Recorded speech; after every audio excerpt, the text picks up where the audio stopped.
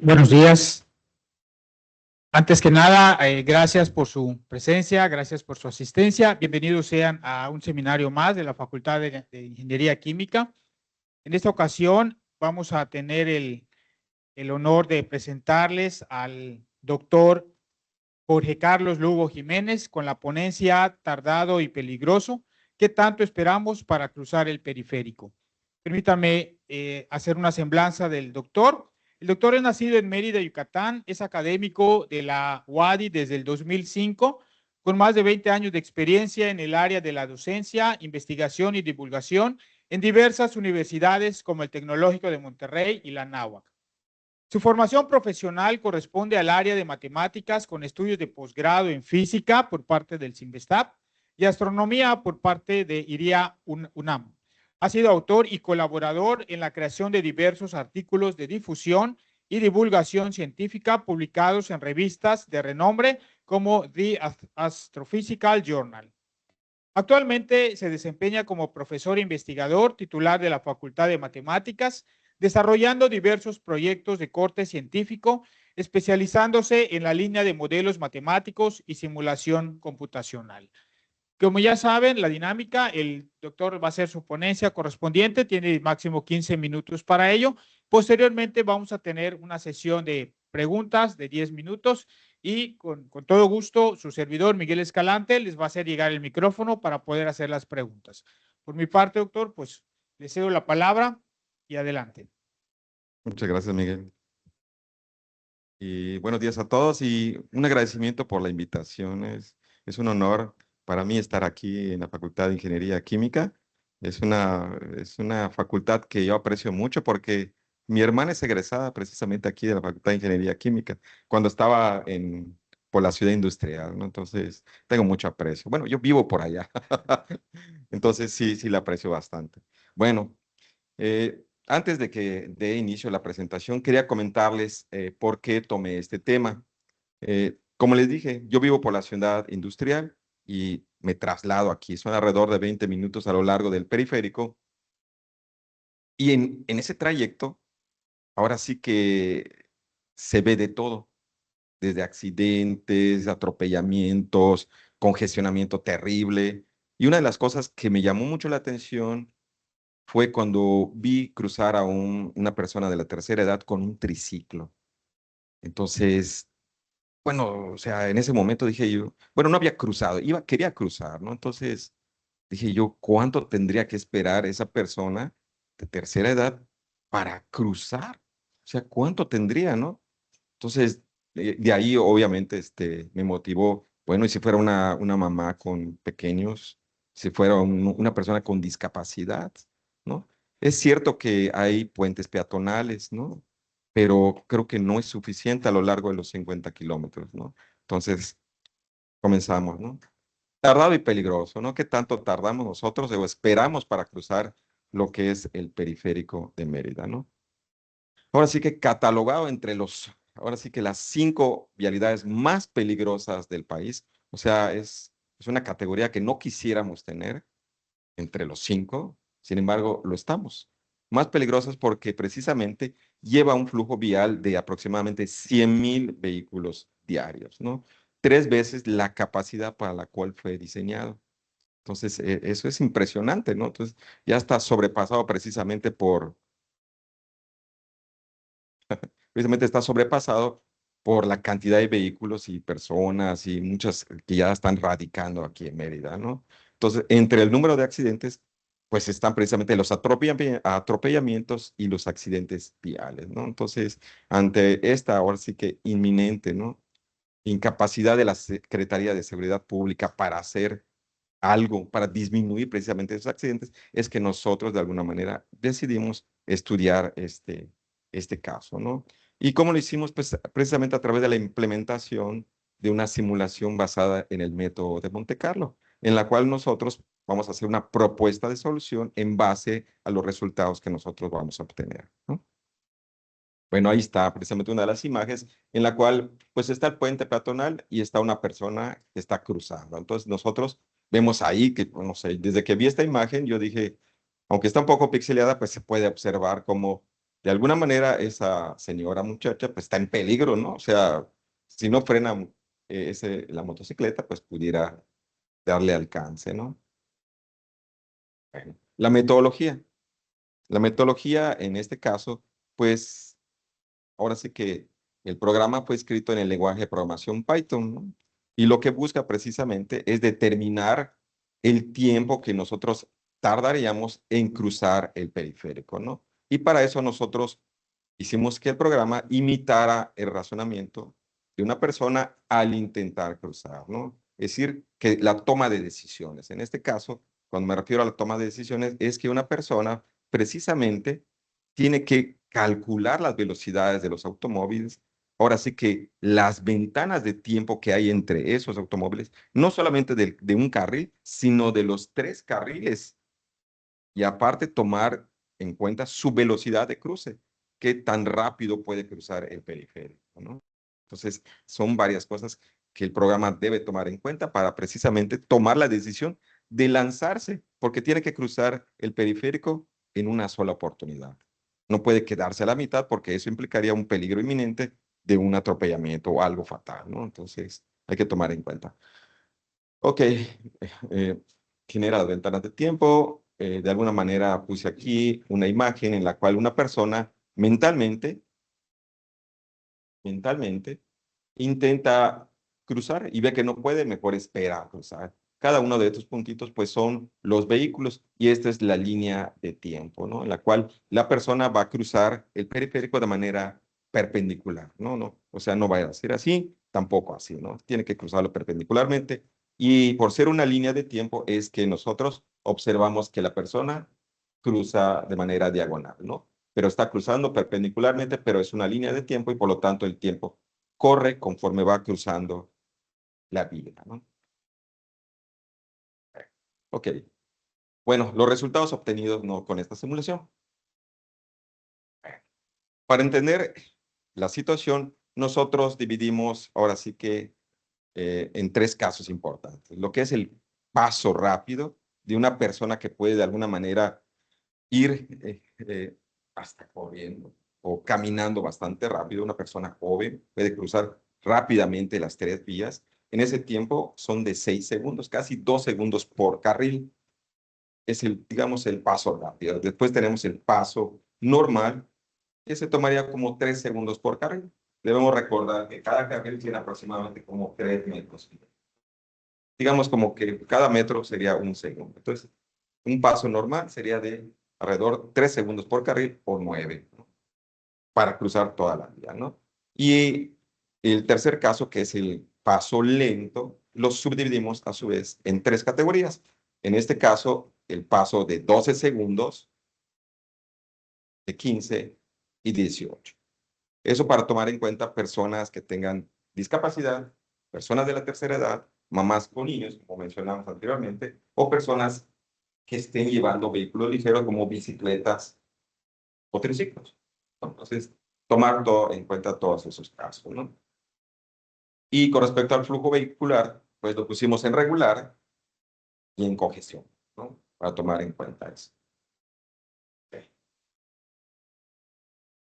Bueno, ahora sí, los resultados, ¿no? de esta simulación.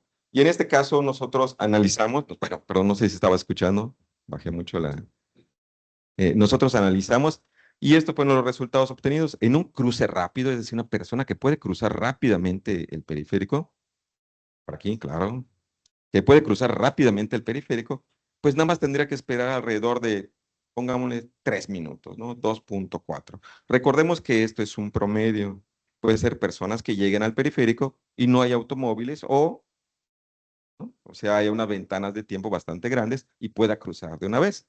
O puede ser que hayan pocos vehículos y la persona cruce corriendo, ¿no? Entonces, Entonces, alrededor de 2.4 si tiene un paso rápido. Si tiene un paso normal, esperaría alrededor de 23 minutos.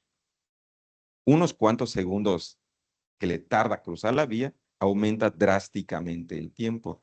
Y en el caso que tenga un paso lento, fíjese que ya las cantidades son bastante sorprendentes. En este caso, el lento sería de 49 minutos, un paso todavía más lento, recordemos que son de 15 segundos, serían de 160 minutos, y en el más tardado sería de 180 minutos, casi 3 horas. ¿Ok? Entonces, bueno, en el flujo vehicular normal. Si está congestionado, nosotros observamos precisamente que estos tiempos, por supuesto, tienen que aumentar. Y en este caso, nosotros vemos que aumentan alrededor de 15 minutos para cada tiempo, o sea, para cada clase, ¿no? O sea, aumenta 15 minutos si está un poquito, hay un poco más de tráfico, lo cual pues es bastante lógico, ¿no? Discusión. ¿Qué podemos hacer de estos escenarios? Bueno, ahora sí que, ¿qué podemos hacer para dejar de esperar tanto tiempo? Lo interesante es que nosotros analizamos un caso, ¿ok? Un caso en la cual es bastante interesante, ¿no? Ante estos tiempos, ante esta problemática, nosotros buscamos disminuir. Y ese caso que les voy a comentar consiste en lo siguiente. Se podría pensar que es algo drástico, pero uno de los casos que nosotros consideramos es el cierre de pequeños tramos o de tramos cortos del periférico, a lo largo del periférico. Cuando me refiero con tramos cortos, me refiero, digamos, de unos 5 a 10 metros, ¿no? Entonces, consideremos los casos. En este caso, los casos de cierre de los carriles laterales primero, ¿no? Ya sea el carril lateral izquierdo o carril lateral derecho. Recordemos que el periférico está en tres carriles. El derecho, que es el, digamos, el de vehículos pesados, el carril central y el carril izquierdo, que a veces ya por costumbre nosotros lo utilizamos como el carril de alta velocidad, ¿no? Por costumbre digo porque pues ahí la señalización dice que el carril central debiera ser el de mayor velocidad. Pero bueno, aquí por costumbre lo hacemos, ¿no? Entonces, precisamente, ¿no? Ok, perfecto. Entonces, cerramos alguno de los carriles por tramos cortos, de 5 a 10 metros, como mencionaba, y nosotros observamos que verdaderamente existe una disminución. En este caso, si cerramos el carril derecho e izquierdo, existe una disminución de 10 a 25 minutos, dependiendo del tipo de cruce. Bastante, ¿no? Interesante. De 10 a 25 minutos, dependiendo del tipo de cruce, es qué tan rápido cruza la persona. ¿Sale? Si cerramos el carril central, ese es un caso mucho más interesante. Si cerramos el carril central en un tramo pequeño, creando lo que podemos decir o llamar islas de cruce, ¿no? Las llamadas islas de cruce. En un cruce normal observamos que puede reducirse hasta 20 minutos. En este caso, si recordamos, esperamos 23 minutos en el cruce normal, en congestionamiento normal. Pues bueno, en este caso, en lugar de 23, sería 2.8 minutos. Pero lo más interesante sigue a continuación, porque en el caso de que una persona tenga alguna discapacidad o algo, el cierre del carril central, para esos casos, sí se ve reducido drásticamente. En el caso, puede ser hasta de 140 minutos, de 160 a solamente 18 minutos. Es bastante, bastante lo que tienen que bueno, bastante lo que se redujo y mucho menos de lo que tienen que esperar, ¿no? Bueno, conclusiones. Ahora sí que con los resultados anteriores, poco frescos ahora, recordemos los tiempos, pues nosotros podemos entender de que verdaderamente sí es tardado cruzar el periférico si tenemos algún tipo de impedimento, ¿no? Entonces, ahora sí, ahora sí podemos entender por qué las personas deciden cruzar corriendo el periférico, porque el cruzar con cierta velocidad hace que esperen menos, es lo que acabamos de ver. Si uno tiene un paso rápido, espera mucho menos. Pero debemos recordar que el tomar esa acción de correr implica muchos riesgos. El que uno pudiera tropezarse, el que uno pudiera calcular mal, ¿no? como en determinado momento el periférico vi que cruzó un muchacho y, y no estimaba que un tráiler estaba tapando la visión de un automóvil que estaba ganando velocidad. Y solo porque él cruzó el tercer carril, casi brincando, es que pasó. Entonces, él no había tomado en cuenta que no estaba viendo un vehículo del carril izquierdo por el tráiler. Entonces, corrió, ya se aventó. Ahora sí que es un peligro, ¿no? Entonces, ahora entiendo por qué hay muchos atropellamientos, porque a veces es difícil tomar en cuenta todos esos, ¿no? Entonces, lo entiendo, ¿no?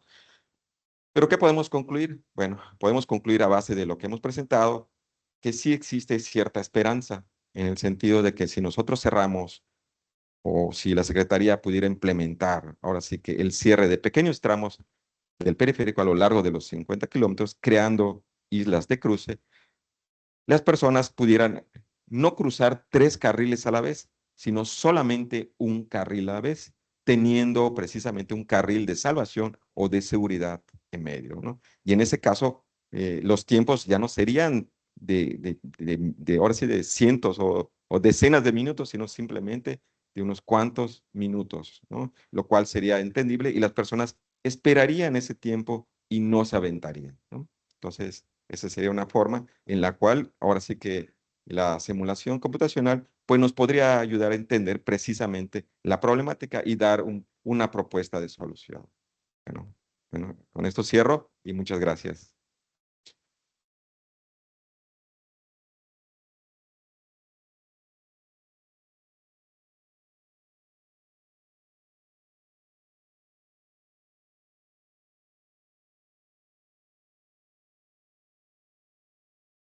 Buenos días, doctor. Yo nada más quería preguntarle por qué recurrió a la simulación, al método Monte Carlo.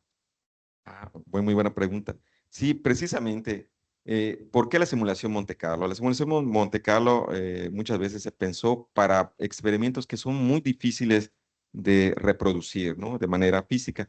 En este caso, si nosotros quisiéramos calcular el tiempo promedio de espera, si lo quisiéramos hacer de manera física, tendríamos que poner a un becario a estar cruzando el periférico, cosa que no es nada aconsejable ni nada bueno, y estar tomando, a ver cuánto tiempo lo cruzas, un número, ahora sí que grande de veces para determinar el promedio. En este caso, la computadora nosotros podemos decirle, pesarlo 10,000 veces, ¿no? Y determinar el promedio. Entonces, precisamente Monte Carlo nos ayuda a determinar el tiempo promedio sin que nosotros tengamos que hacer el experimento de manera física. Gracias, gracias. Pues por ahí va mi pregunta realmente, ¿no? De formación como haciendo investigación experimental, ¿cómo le doy validez, ¿sí? A lo que me da la simulación? Nosotros hacemos simulación de procesos, pero luego tenemos que validar que realmente esas condiciones sean las adecuadas. ¿Cómo el método que usa le da validez a los datos que obtiene? Porque, bueno, como ya, bueno, ya bien respondió, experimentalmente sería bastante, riesgoso, ¿no? ¿Cómo se le da validez y sustento a esos datos? Sí, nosotros al inicio ahora sí que de la investigación, lo que hicimos, bueno, lo que yo hice es que asigné a un becario, no para cruzar el periférico, sino para que se pusiera en un punto, ahora sí, estratégico, en la zona de mayor flujo vehicular, que es la zona oriente, donde hay colonias y hay empresas y fábricas. Entonces él, en una posición en el puente peatonal, pues veía a las personas que cruzaban, porque muchas personas no cruzan por ese puente peatonal, sino que cruzan directamente. Entonces yo les dije, toma ahora sí que el tiempo de cruce y qué tipo de personas van a cruzar. Entonces me anotaba el tiempo de cruce de cada persona y qué característica tenía esa persona. A lo largo, pues de 100, ¿no? 100 objetos, 100 personas que... eh,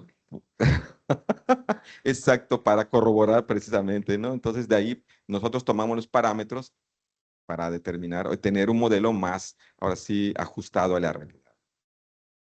Y Hola. creo que allá. Hola, ¿qué tal, doctor? Buenos días. Referente a las variables que estoy identificando que usted tomaba en la observación, estamos hablando de tiempo y personas. ¿Pudiesen, si pudiese también establecerse en esa medición el tipo de transporte que estaba en las líneas, en periférico, en los carriles.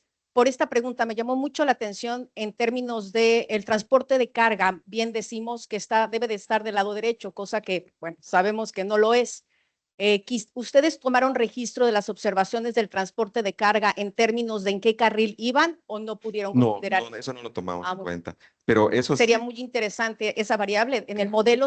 puesto. La segunda pregunta, perdón que lo interrumpa, es, ¿se puede entonces, dado en en el modelo del Monte Carlo, lo que sabemos es que corre los escenarios, ¿verdad? Entonces, la variable en términos del tipo de transporte, ¿se puede anexar?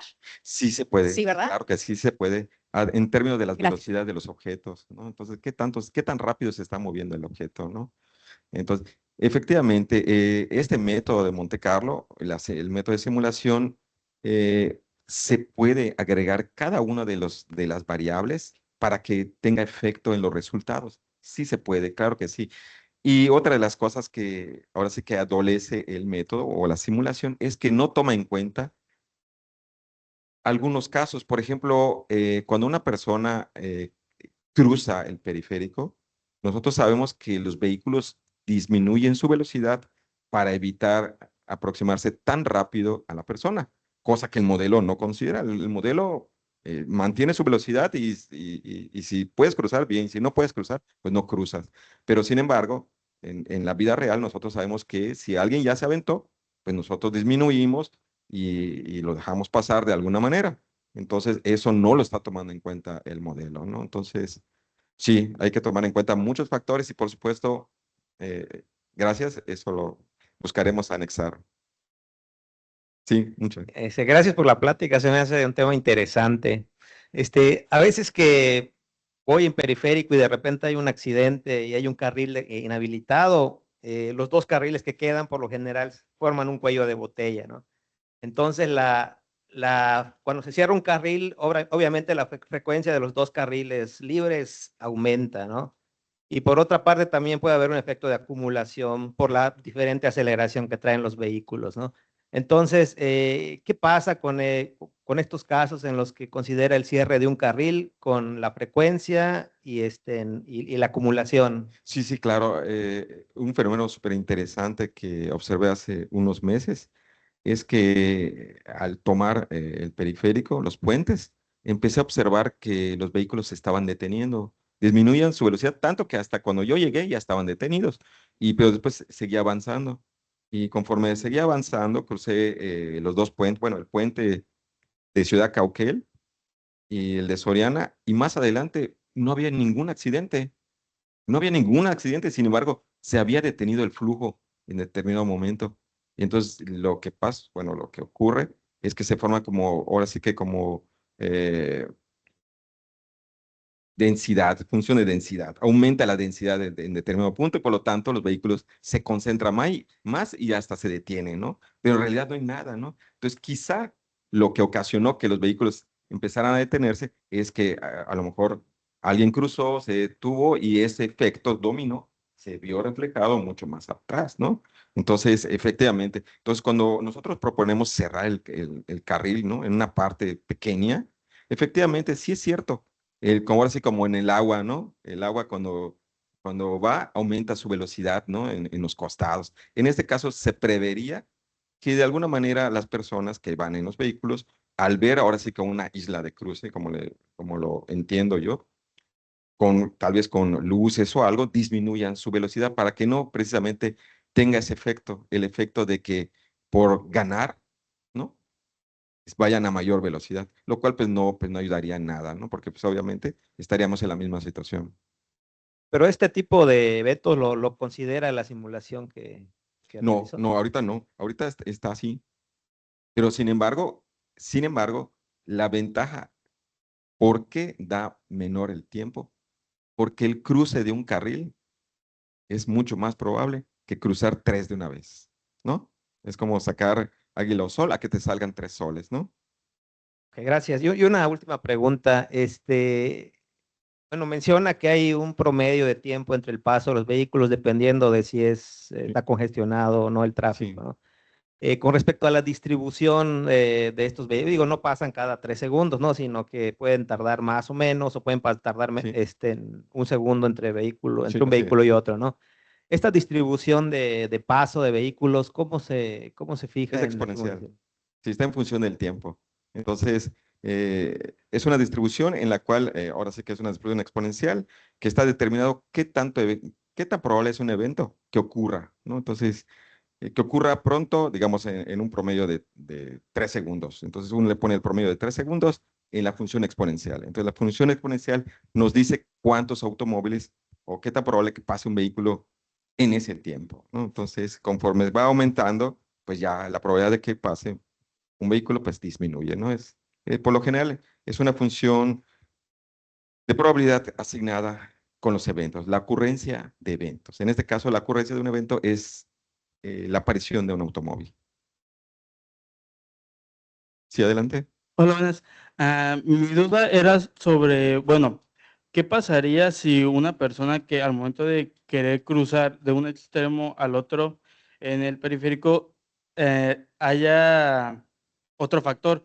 Que si una persona al momento de cruzar espere en una de las líneas marcadas que divide los carriles, y claro, eso también podría provocar que el flujo se vea afectado, ya que hay conductores que al ver a una persona que está intentando Sí, cruzar, disminuye la velocidad, o hay algunas personas que no lo tomen en cuenta. Y claro, si una persona, bueno, un conductor, mejor dicho, disminuye la velocidad, también va a afectar a todos los que están atrás, sí, provocando, bueno, la probabilidad que ocurra un accidente o que también se congestione más sí. el tráfico.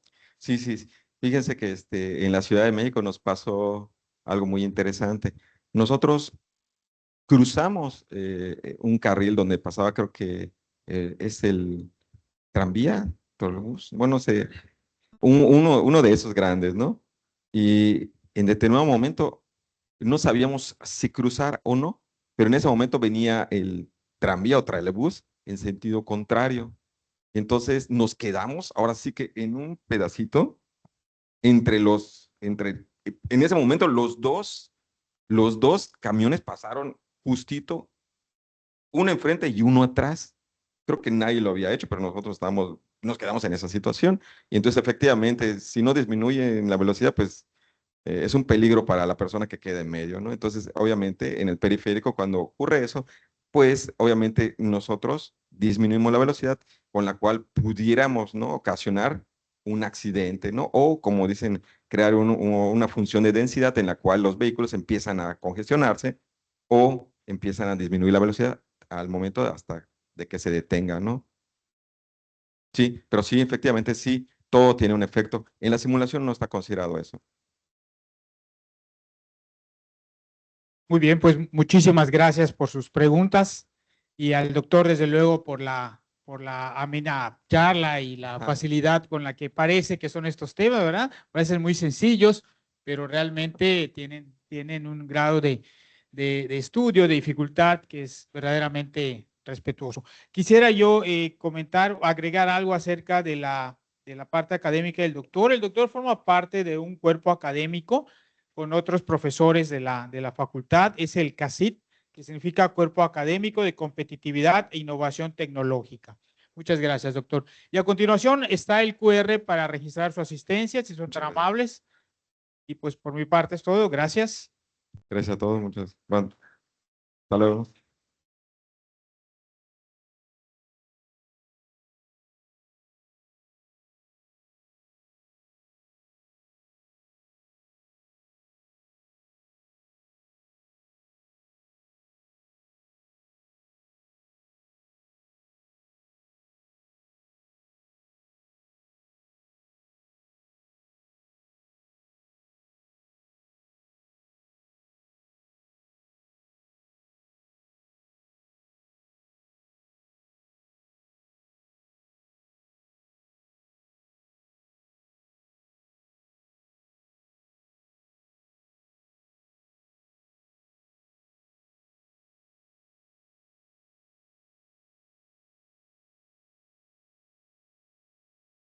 Bueno, pues continuamos con la segunda ponencia de nuestro seminario.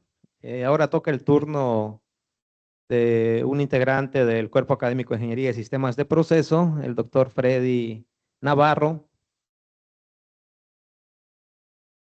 quien nos presentará el tema, el rol de la metodología de análisis de ciclo de vida ambiental en el desarrollo de nuevas tecnologías y políticas públicas, ¿no? Igual que con nuestro ponente anterior, lo escuchamos un máximo de 15 minutos y posteriormente habrá un espacio para preguntas y respuestas. Doctor Sergio, muchísimas gracias por la introducción y gracias a todos por venir. Esta es una presentación que, bueno, pretende que ustedes conozcan un poco de una nueva tecnología que realmente está tomando cada vez más fuerza, al menos en los países desarrollados, pero que se espera que aquí en México también empiece a sonar. De hecho, pues ya lo está haciendo. El análisis de ciclo de vida. ¿Qué es? Bueno, la definición es sencilla. Básicamente es una metodología para estimar de manera cuantitativa el impacto ambiental de alguna actividad antropogénica a lo largo de su cadena de suministro o, como lo llamamos nosotros, a lo largo de su ciclo de vida. Entonces, por ejemplo, pensamos en la gasolina. Entonces, la gasolina tiene una cadena de suministro, empezando por la extracción de petróleo, luego por su transporte, luego por su refinamiento, luego por su distribución y finalmente su uso en los coches. La idea con el análisis de ciclo de vida es estimar de manera cuantitativa cuánto sería la emisión de gases, por ejemplo, de efecto invernadero o de cualquier otra índole, a lo largo de cada una de esas etapas. Y la idea del asunto es identificar aquellas etapas que contribuyen más a las emisiones para, pues, brindar soluciones que nos permitan reducir esas emisiones y, pues, bueno, contribuir a uno de los objetivos de desarrollo sustentables, que es precisamente combatir el cambio climático en nuestra huella ambiental. Esta es una herramienta clave para el concepto de desarrollo sustentable, lo cual lo tenemos aquí. Tenemos tres objetivos involucrados en esto. El primero es el incremento en la calidad de vida, el segundo es el incremento económico y el tercero es la conservación del medio ambiente. La parte del incremento de la calidad de vida tiene que ver con la parte de la dimensión social, el incremento económico tiene que ver con la parte de la dimensión económica y la conservación del medio ambiente sería la parte de la dimensión ambiental. Y en cada una de estas dimensiones tenemos dos disciplinas. En el caso de la dimensión ambiental tenemos el estudio de nuestra huella global y el estudio de nuestra huella local. El ACB, pues, vendría a ocupar este pedacito, ¿no? De todas estas 6 posibles disciplinas, pues, solamente estamos abarcando una en este caso. El objetivo de la presentación es revisar los conceptos relacionados a la metodología del análisis de ciclo de vida. Y primero, pues, vemos esto del desempeño de evaluación de desempeño ambiental. Y la pregunta es si podemos medir cuantitativamente nuestro impacto. Y la respuesta es sí. Pero bueno, vamos a ver cómo ha sido el análisis de ciclo de vida y cuáles son las diferencias con otras metodologías más tradicionales. Y la metodología tradicional que se ha venido utilizando hace muchos años era una que se llamaba EIA, Evaluación de Impacto Ambiental por sus siglas. Y básicamente en esta metodología se centraba en el daño potencial, perdón, a la comunidad local derivado de una actividad humana. Entonces, básicamente nos concentrábamos en ver si, no sé, una planta de producción, una planta termoquímica dañaba o no a ciertas comunidades circundantes. El ACB es un poquito más grande ya que centra los efectos medioambientales derivados de la actividad humana a lo largo de la cadena de suministro y más bien estudia cuáles son sus impactos a nivel global, ya no solamente a nivel comunitario. Ambas metodologías se espera que se complementen entre sí, no es que una vaya a reemplazar a otra. Y aquí está la razón. Bueno, aquí tenemos varios agentes involucrados en el análisis de desempeño ambiental y vemos las diferencias entre una y otra. Las etapas analizadas en la EIA básicamente analiza el proceso de producción en sí y en dónde se está haciendo, mientras que la ACB analiza toda la cadena de suministro. El alcance geográfico de la EIA, como ya lo mencioné, es un nivel muy local, mientras que aquí es un nivel más bien global. Los datos requeridos en el EIA son básicamente el perfil de emisiones que tenga la actividad humana, es decir, por ejemplo, emisiones de gases de chimenea o emisiones de aguas residuales.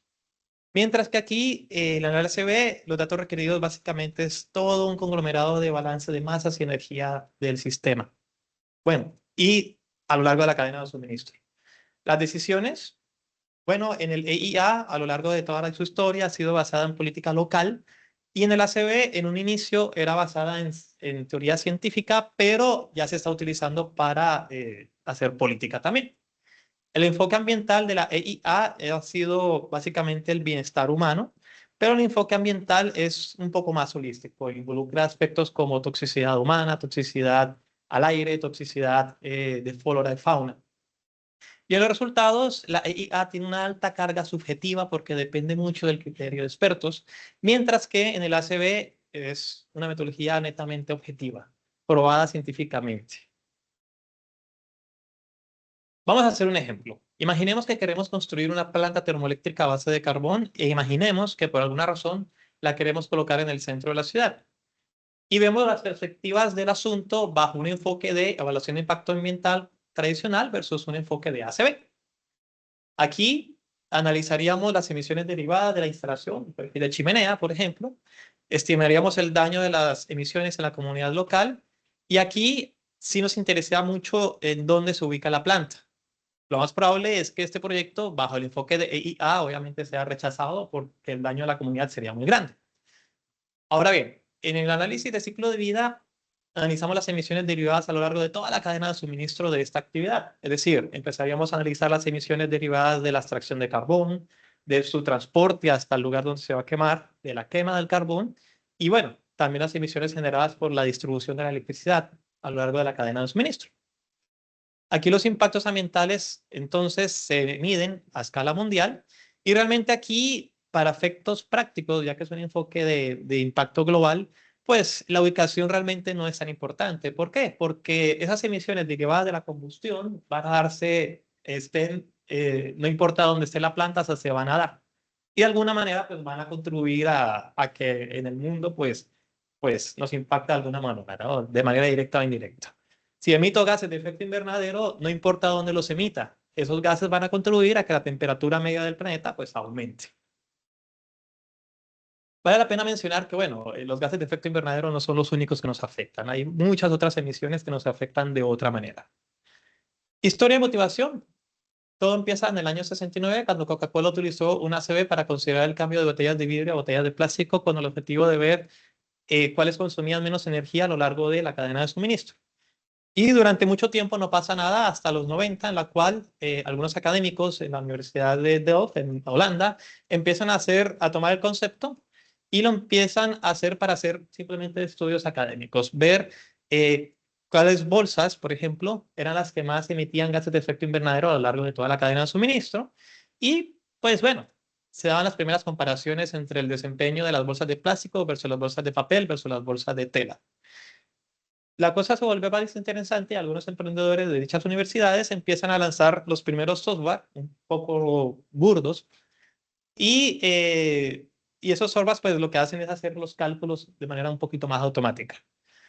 En el 91 siguen habiendo estudios, la parte académica, para comparar vasos de café o para comparar diferentes materiales para hacer pañales, pero pues seguía teniendo como que un enfoque muy académico.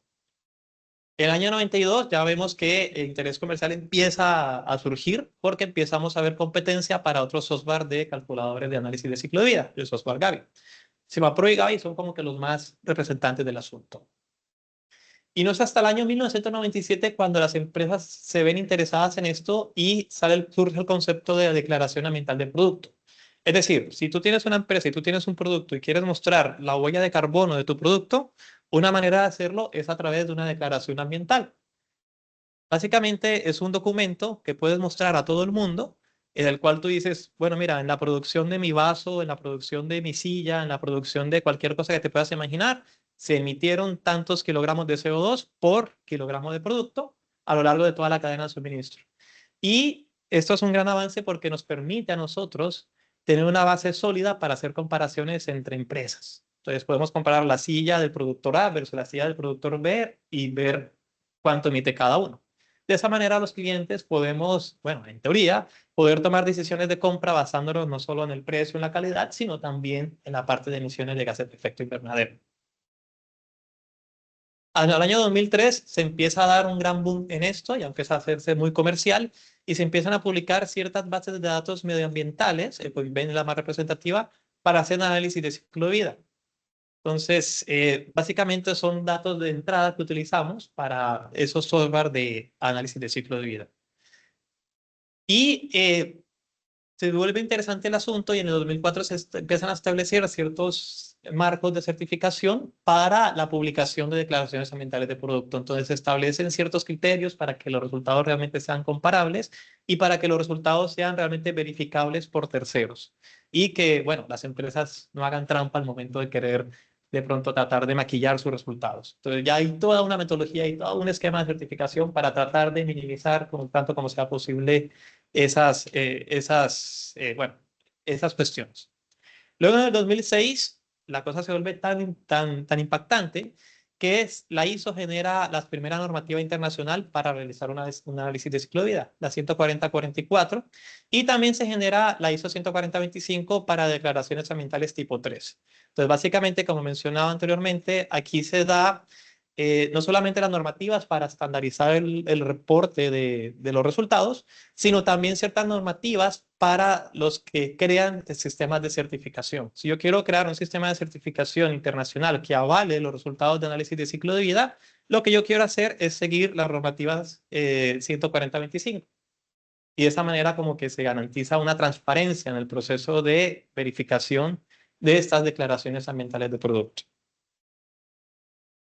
Seguimos con la historia. En el 2007 ya se crea la Mesa Redonda de Biocombustibles y es un esquema precisamente de certificación internacional basado en ACB y basado en normas de la ISO 14044 y 14025.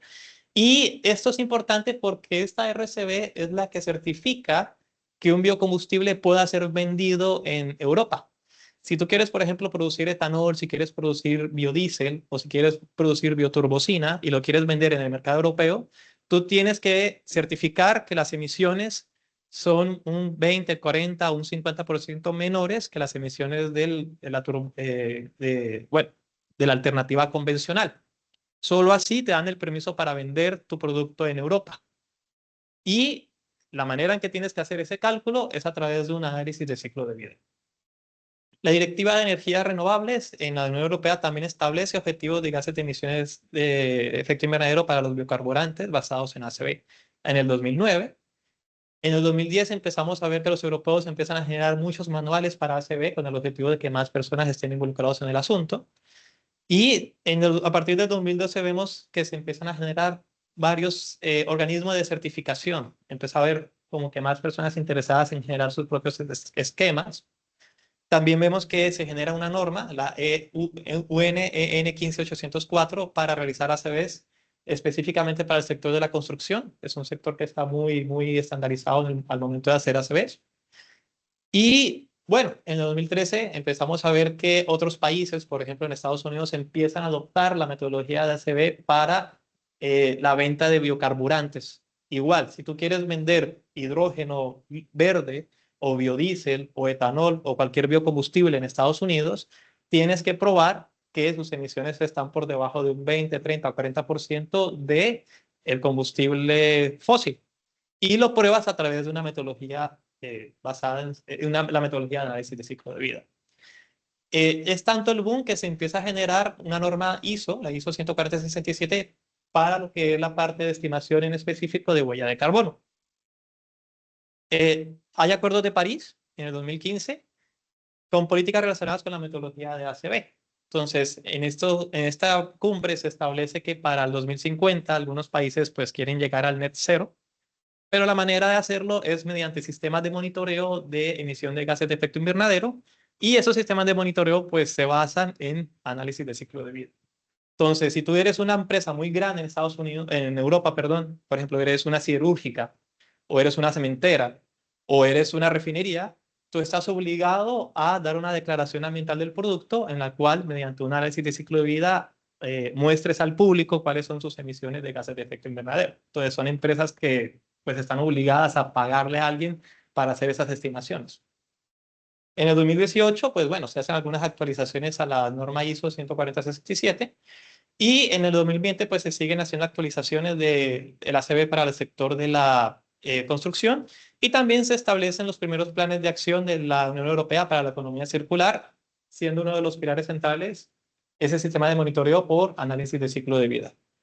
Entonces, al menos en Europa, las empresas grandes están obligadas a hacer una declaración ambiental de sus productos por medio de la metodología de ACB.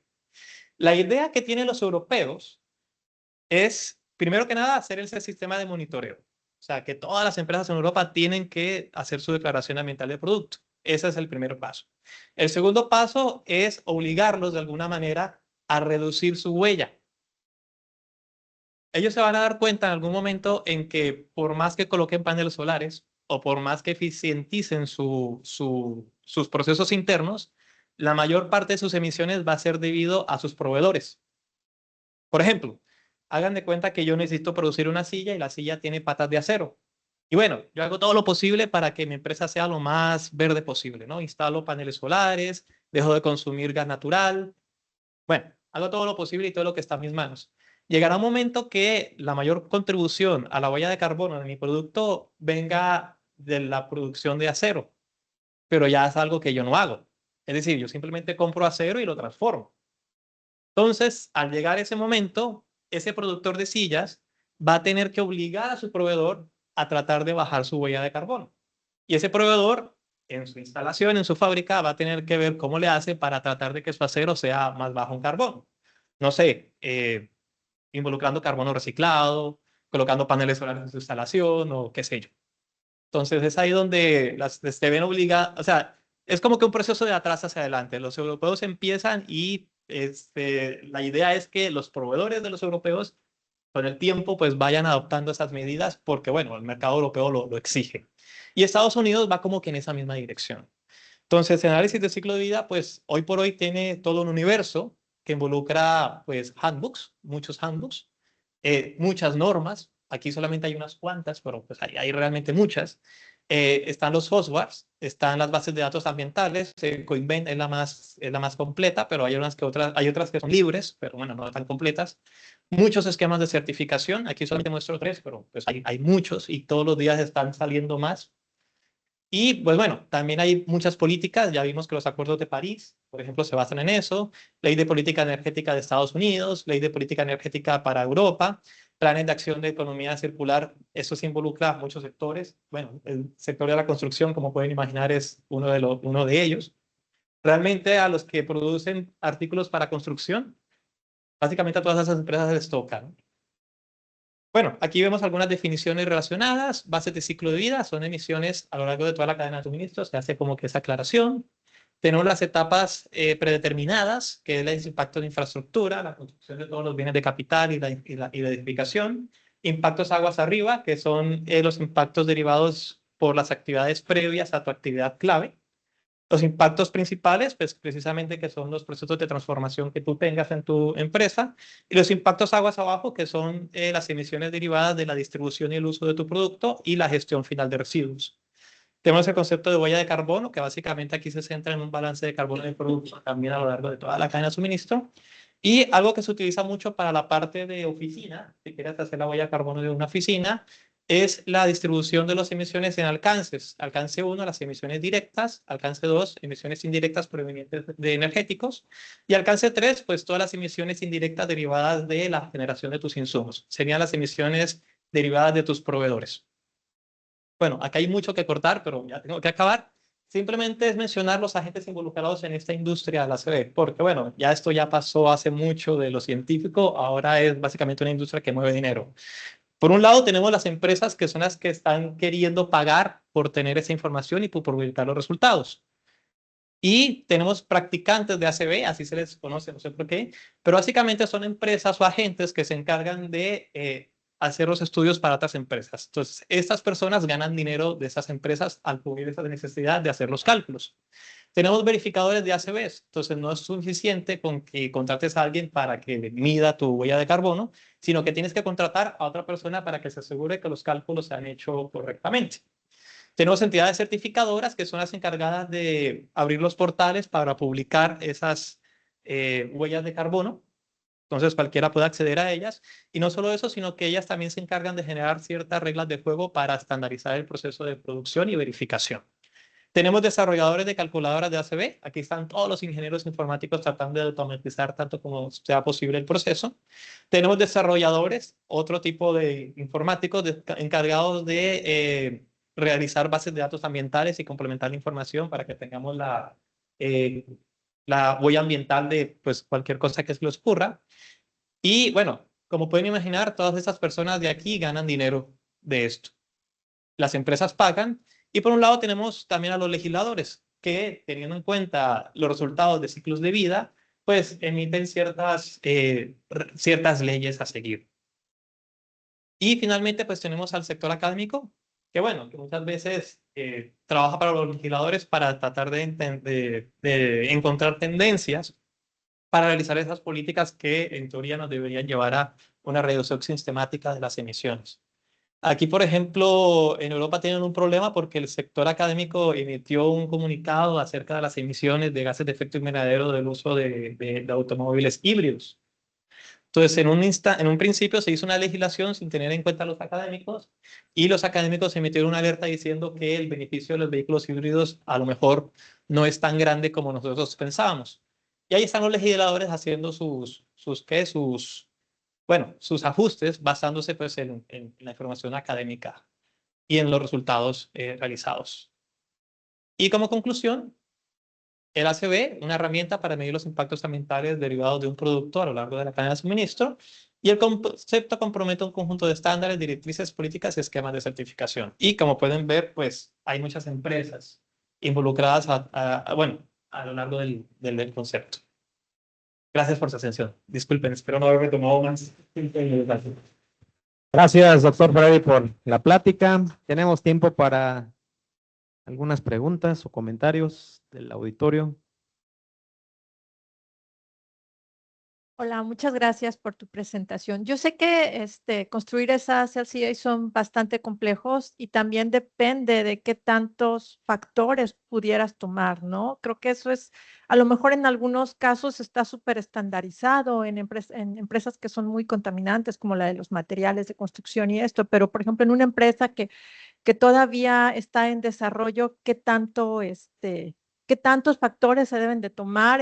Si, por ejemplo, si yo tomo el transporte de un material hacia la fábrica y cuánto emite ese camión, pero si tomo el operario, ¿qué tanto hace de su casa a tomar el camión? O sea, están emitiendo igual gases de efecto invernadero, pero ¿qué tanto? Sé que es ahí donde puede ser un poquito subjetivo. Y segundo, en estos cálculos de emisiones de las empresas, también se toman los offsets, los environmental offsets, o sea que la empresa, no sé, de repente paga para que se hagan algunos, siembra de árboles, cosas por el estilo, para disminuir su huella de carbono. Ok, bueno, responde a la segunda pregunta primero. No tienen en cuenta nada de eso. O sea, en la metodología de análisis de ciclo de vida, tú tienes las emisiones de tu oficina y esas son, ¿no? Y tú reportas esas. Las compensaciones, tú puedes simplemente mencionarlo como que, bueno, un dato adicional, la empresa X invirtió tantos millones para la siembra de árboles y consideramos que esa siembra de árboles va a captar tanto carbono, pero no entran dentro del cálculo de tu huella. ¿Vale? Entonces, la respuesta corta, no. Y la primera pregunta, ¿no? La primera pregunta tiene que ver con los límites del sistema. Entonces, al momento de establecer la huella de carbono o al momento de establecer los parámetros de la huella ambiental, tú defines qué actividades entran y qué actividades se quedan fuera dentro del resultado que tú lanzas. Y hay, en ese sentido, dos perspectivas generales. Una es una huella de carbono organizacional y la otra es una huella de carbono de producto.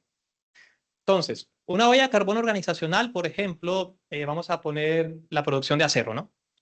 Entonces, la producción de acero, pues te puedes imaginar, requiere hierro, requiere energía, requiere electricidad para transformar el hierro en acero.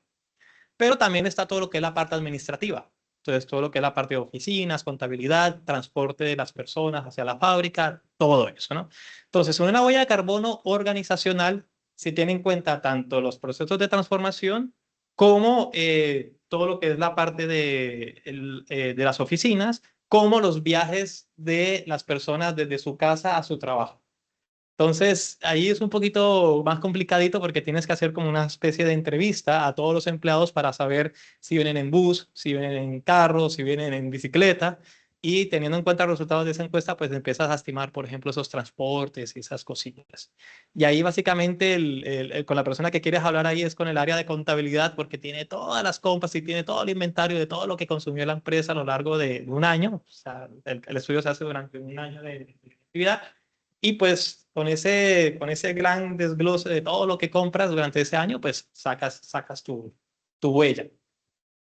Entonces, en la huella de carbono de producto, únicamente tenemos en cuenta aquellos elementos directamente involucrados en la transformación de materias primas a producto terminado. Ya no tenemos en cuenta ni los viajes de las personas, ni nada de eso. Entonces, simplemente lo que queremos saber es procesos de transformación.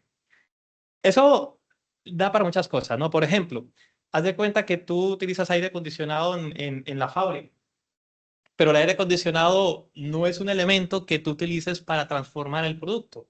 Es un elemento que simplemente da confort térmico. Entonces, el aire acondicionado, bueno, las emisiones derivadas del aire acondicionado es algo que va en la huella de carbono organizacional, pero no en la huella de carbono de producto. Entonces, es cuestión de ver, bueno, qué es lo que quiero hacer, una huella de carbono organizacional o de producto y pues ver qué es lo que quiero reportar. Ambas cosas se reportan de una manera muy diferente. Que sé que hay algunas instituciones financieras que se basan justo cuando entregan resultados o pagas o algo por el estilo, o solicitas este financiamiento, tienes que presentar un plan ambiental y tienes que reportar datos, ¿no? ¿Qué datos se reportan? ¿El organizacional o ambos o el de producto?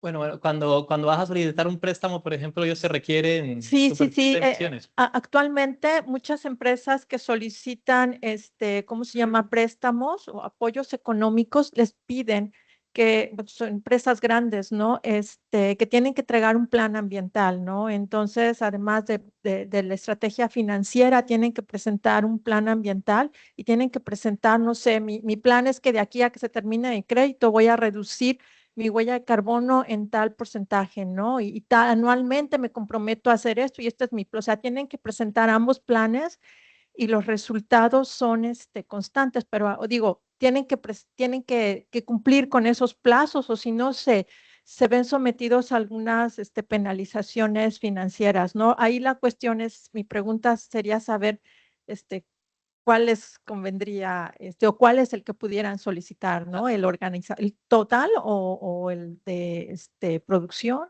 Ahí bueno, yo creo que depende mucho del rubro de la empresa que esté solicitando, porque si es una empresa de sector servicios, a lo mejor ya convenga una huella de carbono organizacional, pues no está produciendo nada tangible, ¿no? Si es una cirúrgica, por ejemplo, a lo mejor ahí te conviene decir, ok, bueno, yo voy a hacer todo posible para que en el proceso de transformación, que es en donde se concentra la mayoría de emisiones, reducir ahí y ahí se convendría más la huella de carbono de producto. Pero bueno, también me imagino que depende mucho de la entidad financiera, ¿no? Con qué se es conforme que en la mayoría de ocasiones supongo que sería la huella de carbono de producto, pues en empresas de transformación y huella de carbono organizacional en empresas de servicios. Sí, gracias. Doctor, muy interesante. Una pregunta. Bueno, estoy entendiendo que usted está en la línea del análisis del ciclo de vida del producto, de la transformación de la materia, pero en huella de carbón. ¿Esto se puede hacer también en producto en términos de la merma o del desperdicio que produce? O sea, la ISO 14 tiene también esta herramienta para poder medir lo que viene siendo el desperdicio de producción en impacto ambiental. El análisis de ciclo de vida tiene que tener en cuenta toda esa parte, ¿no? Y es por eso que se basa mucho en balances de masas y energía. Ok. Porque claro, por ejemplo, no sé, en la producción de esta silla, si O sea, tú lo que es ves la merma. si tú ves, esa silla, por ejemplo, tiene 3 kilos de acero, pero eso es lo que tú ves, ¿no? Pero a lo mejor la merma, pues contempla, no sé, unos gramitos de más, unos gramitos de más, no puede ser menos. Entonces, claro, tú ves que esa silla tiene 3 kilogramos de acero, pero en la vida real se consumieron, no sé, 3.1. Sí. Y ese 0.1 es la merma. Y claro, esa merma está contabilizada dentro de la huella de carbono de este producto. ¿Por qué? Porque tú estás diciendo, ok, para producir esa silla se necesitaron 3.1, al final salió 3. Sí. Entonces, ese 0.1, pues, Ya, contempla. pero contempla entonces no pertenecería aquí en las emisiones, o sea, en la emisión de gas invernadero vendría siendo lo que viene siendo transportación o todo esto. Exacto. Pero entonces en la herramienta ISO 14 existe también ahí que vaya a afectar en términos de cómo esta merma produce daño, pero quizá al ambiente en términos de suelo o de algo, no. O sea, porque ahí, o porque no me está generando ahí o sí me está generando Sí, emisiones de carbono, ¿también lo contempla la ISO? sí, bueno, hay que aclarar una cosa, ¿no? Sí. La ISO 14044 es para análisis de ciclo de vida, huella ambiental. Ok, Y cuando hablamos de huella ambiental, tenemos la posibilidad de evaluar muchos impactos ambientales. ok. La ISO 14067 especifica huella de carbono Oh, perfecto. cuando queremos nosotros Ya. reportar únicamente eso, ¿no? Esa es. Entonces, hay la posibilidad de expresar otros impactos Sí. al suelo o al agua, dependiendo pues de la emisión de materiales, ¿no? Entonces, por ejemplo, tú puedes decir, ok, esa merma, por ejemplo, se empaca en un camión y se va a un vertedero Y y tarda. bueno, a lo mejor eso no va a tener un impacto al aire, no emitimos CO2 o no emitimos ningún otro gas de efecto invernadero, pero se va a descomponer y va a emitir otros contaminantes al suelo que va a propender por otro tipo de impactos. No sé, acidificación, por ejemplo, en suelos o toxicidad humana también. Entonces, nosotros lo asociamos más que todo con la parte de gases de efecto invernadero porque, bueno, es lo que más conocemos. Pero se puede aplicar la metodología y las mismas reglas del juego para evaluar otro tipo de impactos. Muchas gracias. Sí, sí. Gracias. ¿Alguna pregunta más? Así muy rapidito, tu opinión como experto en esta área. Dijiste que, bueno, la intención es hacer política pública. Y ahorita vemos el programa social de las estufas. ¿Cuál es tu opinión en ese sentido? ¿Cómo impactará? ¿Base sostenible? ¿Cómo se puede estudiar? ¿Cómo se puede tener mejores resultados? El programa en México ahorita. Ok. Bueno, sostenible, bueno, hay que tener en cuenta que tiene que tener una parte de dimensión económica, una parte de dimensión social. Al menos en la parte ambiental, en emisiones considero que es un avance porque en lugar de tener algunas estufas improvisadas o en lugar de tener algo demasiado burdo, por decirlo así, al menos se nos presenta la posibilidad de tener ciertas estufas que, bueno, quiero pensar yo, son energéticamente más eficientes y pues al menos la emisión de gases no afecta directamente a las personas. Es decir, considero que es un avance, ¿no? Porque, bueno, permitiría consumir menos leña, por ejemplo. Eso permitiría reducir un poco las emisiones de la quema de esa leña y también permitiría que no estén tan expuestos a los gases contaminantes las personas que las utilizan. No soy claro, pero es que una cosa es quemar leña, por ejemplo, con algún material improvisado, exacto, a quemar leña de pronto en una infraestructura que de pronto está diseñada para eso. ¿Sí me hago entender? ¿Por qué? Porque a lo mejor con tu equipo tradicional, vamos a decirlo así, con tu equipo improvisado, vas a tener que quemar dos para calentar tu sopa. Pero con esas estufas, pues ya que están diseñadas para ellos, únicamente vas a tener que quemar una. Entonces, en ese sentido, lo que yo esperaría es que al menos el consumo de esta leña o de este carbón, pues disminuye y pues ya eso es una ganancia. Al menos eso pienso yo. Pero claro, si ya lo llevamos a un nivel más holístico, lo ideal sería pues tener la oportunidad de llevar una mayor infraestructura, no sé, tuberías, oleoductos, gas natural a estas partes y pues bueno, tratar de hacer un boom tecnológico en eso, ¿no? Es difícil porque, bueno, son comunidades muy aisladas, están muy dispersas. A lo mejor la cantidad de personas que hay no es la suficiente como para justificar la infraestructura, etcétera, etcétera. Sin embargo, pienso que esta iniciativa pues, es un pasito, ¿no? Muy bien, pues sí.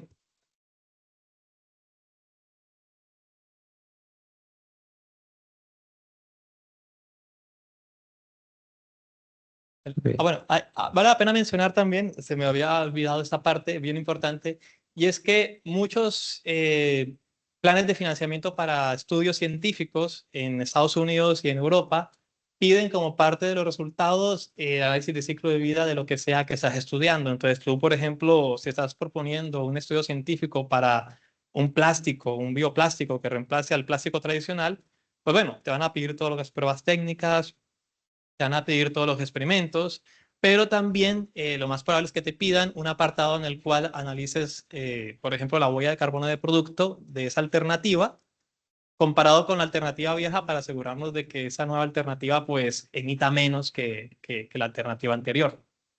Entonces, como para tratar de evitar que la cura sea peor que la enfermedad en términos ambientales. Entonces, también para financiamiento científico lo empiezan a pedir. Y para impulso tecnológico, tengo entendido que, por ejemplo, si tú quieres impulsar una nueva marca de vehículos eléctricos, por ejemplo, con unas nuevas tecnologías, las nanotecnologías en los vehículos, que es algo que está de moda, entonces también tienes que de alguna manera probar que ese nuevo equipo tecnológico emite menos emisiones que los equipos conservadores, por decirlo así, y eso se hace a través de análisis de ciclo de vida. Entonces, también tener en cuenta esa parte. García. Bueno, pues les agradecemos a todos por su presencia, a Freddy por la plática interesante que nos acaba de dar y nos vemos, yo creo que después de vacaciones, 1 o 2 semanas después de vacaciones, en nuestro siguiente seminario. Muchas gracias, que tengan buen día.